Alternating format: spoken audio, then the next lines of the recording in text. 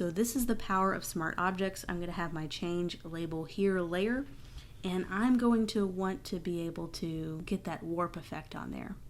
So here's what I'm going to do. I have this layer selected. I'm going to warp this slightly. So I'm going to go up to Edit. I'm going to go down to Transform, and I'm going to do something called Warp. We're going to be doing a lot of this later.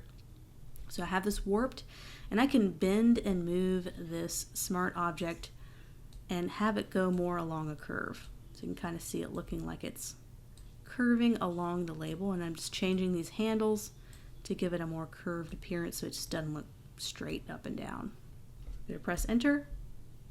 And so let's say, okay, I don't like I want to be able to curve it a little bit more. All you have to do is select this layer, go back through the same process, go to Edit, Transform, and Warp, and it's going to remember your previous warp, and you will be able to edit it that way. So just kind of going back through the same directions, and it will kind of remember what you were warping. And what's great about smart objects is it's going to remember what you've done. So it's really blurry and pixelated just because we're zoomed in quite a bit. So if we zoom out, it looks a little bit better here. So zooming all the way out. But what's great is I can go in and I can double click and change my smart layer here. Let's say I want to change it to something different. I can save it, and it's going to automatically apply that warp over and over again, so I never have to do that same warp again. It'll automatically change it because it remembers the original object, and it does that warp. So if that was a little complicated, don't worry, we're going to be doing that a couple more times later on in the class with the warp, but that was pretty simple. We're going to be applying a warp to a round tube at some point later on in the course, so we get to wrap more solid images around objects. So now we have a tag that is changeable. So we have this tag that can totally be switched out. We have the background color that can totally be switched out. We have the t-shirt color that can be switched out. And finally, the graphic on the t-shirt can be switched out. So this is totally customizable now. This t-shirt can be made our own. And so let's talk about backgrounds just a tiny bit. We can have this be floating in midair, or we can go ahead and place it flat on a new background. Since we cropped this out of its original background, we can change the color, which is handy dandy. But we can also add some realistic shadows because it's not going to just sit there and float. And when we add shadows, it adds a sense of place for the t-shirt. So to create a shadow layer, we're just going to add a new layer, and it's going to be behind the t-shirt. So we're going to drag it all the way down here, right above the background layer. So this is going to be shadows. Call it t-shirt shadow, and we are going to get our paintbrush tool. And so what I like to do when I paint on shadows, especially softer indirect light shadows, is I like to use the soft round brush, and I'm going to make it pretty big. So let's see how it looks here. I like to make it a little bit big because it's a little more forgiving. So I'm just going to try 316 pixels. Doesn't have to be exactly that. And I'm going to paint on with black shadows. And here's what I want to do. I want to reduce the opacity quite a bit. So let's reduce it down to 20%, or let's do 30%, and we're going to just paint on layers of shadows. So I'm going to go in here. Let me change the background color so you can see this happen a little bit better. So that's a little bit brighter of a color. So here we are. We are going to be on our t-shirt shadow layer, and let's paint on a shadow. So I'm going to click and hold, and painting on a shadow. The reason why I made this opaque, a little bit transparent, is when I paint on with a shadow, see I did like just a really light shadow at 30%, I can paint on top of it and make it darker. And so you can have kind of that layered, you know how I talked about in my shadows lessons about how it kind of gradiates outward, so you can draw like a big shadow, and then you can come in and draw like more intense shadows closer to the object. So that's what we're going to be doing here. So let's do kind of our big shadow that's going to be casted right down here. Let's just assume the light source is coming from the upper right. So we're going to have a lot more shadows here, or we can have a light source coming directly on top. So our shadows are going to determine our light source and kind of give away our light source. So this makes it look like it's floating. So this, I'm going to do it all the way around.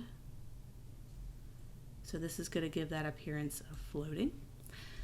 We can have a tighter shadow to make it feel like it's more connected to the ground underneath. So that might require us to make our brush a tiny bit smaller. So let's assume we have a top right light source, or actually looks like the light source when they took the image is kind of in the middle to upper left. So I might need to move those shadows a little bit, but just for the sake of time, let's go ahead and keep it here to the left. Maybe draw a tiny bit out here.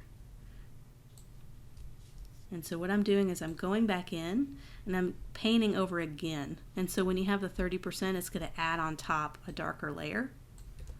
So it's going to give more blended soft shadows.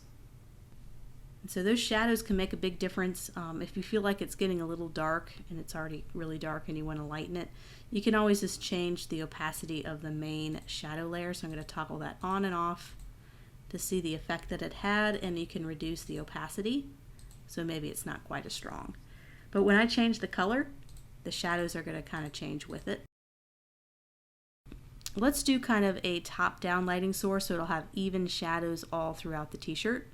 So we're going to do the same thing, but we're going to have nice tight shadows all the way around since the lighting source is coming down and the t-shirt is casting a tiny bit of shadow in the edges where it lifts off the table. You got to be careful with shadows not to make them too strong because it starts to look a little bit cheap, and you want it to look as genuine as possible. So there's kind of some shadows too. We can even paint on a much bigger brush. What we could do is we can reduce the opacity even more and make a very, very light shadow. Let's say 10%, just kind of paint around. Kind of gives it that soft blended look. It's not such a harsh shadow. So we can even simply add textures on top of this. So let's go ahead and find a texture for this t-shirt.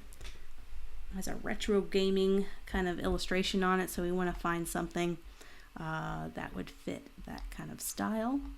Let's find a nice wood texture. This dark one right here. You can download any old texture to try out for this and bring it into Photoshop.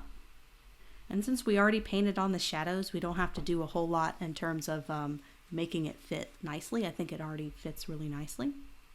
And just like that, we created a t-shirt mock-up. So you would repeat the same steps with a different t-shirt. You can even download a t-shirt from Pexels.com or Unsplash or some of these free websites where they have kind of a blank t-shirt, and you can apply the same idea over and over. And when we continue further, we're going to continue to do this to more and more complex items. So eventually we're going to be taking that warp tool and warping some things that are be able to put it on things that are not flat, that are rounded. And we're going to be doing that. So anyway, hopefully you enjoyed the t-shirt section. We're going to be moving on to the next one right now.